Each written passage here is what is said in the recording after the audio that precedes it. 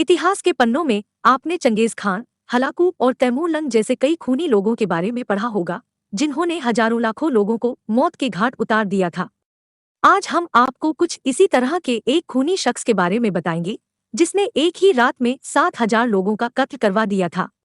इस शख्स को दुनिया बूचर ऑफ बांग्लादेश यानी बांग्लादेश का कसाई कहती है। उस रात उसने इतनी बर्बरता की कि उस दौर के लोग आज भी उसका नाम सुनकर ही सिहर उठते हैं। टिक्का खान नामक यह शख्स पाकिस्तानी सेना का 4 स्टार जनरल था और पाकिस्तान का पहला थल सेनाध्यक्ष भी था। इसका जन्म 10 फरवरी 1915 को रावलपिंडी के पास ही एक गांव में हुआ था। टिक्का खान भारतीय सैन्य अकादमी, देहरादून से पढ़ाई करने के बाद साल 1935 में ब्रिटिश भारतीय सेना में भर्ती हुआ था। उसके बाद 1940 में वह कमीशन ऑफिसर बन गया। उसने जर्मनी के खिलाफ दूसरे विश्व युद्ध में भी हिस्सा लिया था। बता दें कि बंटवारे के बाद टिक्का खान पाकिस्तान चला गया और वहां की सेना में मेजर बन गया। उसने 1965 में भारत पाक लड़ाई में भी हिस्सा लिया था। टिक्का खान की बर्बरता की कहानी की शुरुआत साल 1969 से होती है, जब याह्या खान पाकिस्तान के राष्ट्रपति बने।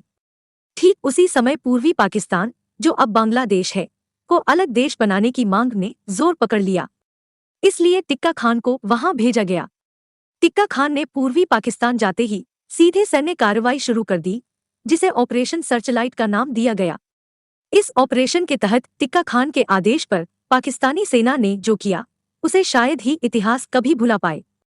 पूर्वी पाकिस्तान में हजारों लोगों को मौत के घाट उतार दिया गया।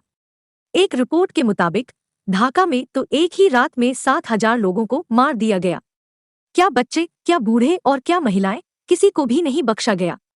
रॉबर्ट पेन ने बांग्लादेश के इस नरसंहार पर एक किताब लिखी है, जिसमें उन्होंने बताया है कि 1971 के महज 9 महीनों में बांग्लादेश में करीब 2 लाख औरतों और लड़कियों के साथ दुष्कर्म हुआ था। इस घटना के बाद ही टाइम मैगजीन ने टिक्का खान को बांग्लादेश का कसाई कहा था। बांग्लादेश की लड़ाई खत्म होने के बाद टिक्का खान पूरी दुनिया में बदनाम हो गया। यहाँ तक कि पाकिस्तान में भी कई लोगों ने उसकी इस करतूत को गलत बताया, लेकिन इसके बावजूद पाकिस्तानी सेना में उसकी पैठ और मजबूत हो गई। उसका प्रमोशन होता चला गया और 3 मार्च 1972 को वो पाकिस्तान का पहला थल सेनाध्यक्ष बन गया। वो इस पद पर करीब 4 साल रहा और उसके बाद सेवानिवृत्त हो गया। 28 मार्च 2002 को 87 साल की उम्र में रावलपिंडी में उसकी मौत हो गई।